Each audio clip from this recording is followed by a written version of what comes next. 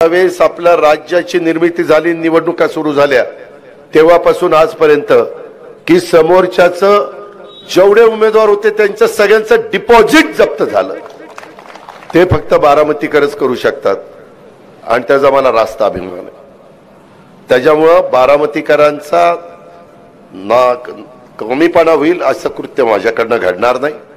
त्याच्यातून तुम्ही उद्याच्याला आम्ही उभा करू त्या खासदाराला विजयी केलं पाहिजे, तर मी पुढं विधानसभेला उभा राहीन। मी खरंच तुम्हाला सांगतोय, मी नाहीतर खुशाल मी जर मला साथच देणार नसतील तर मला माझा प्रपंच पडलाय, मला माझे धंदे पडलेत, मी कशाला हे करतोय।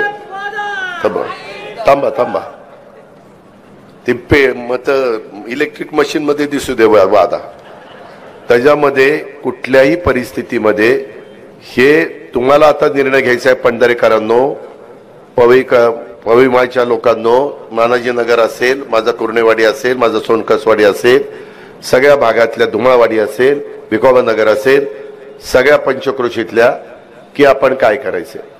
कारण मी इतकं जर काम करून तुम्ही कोणी जर तुम्हाला आता वेगवेगळे मान्यवर येतील, भावनिक बनवण्याचा प्रयत्न करतील।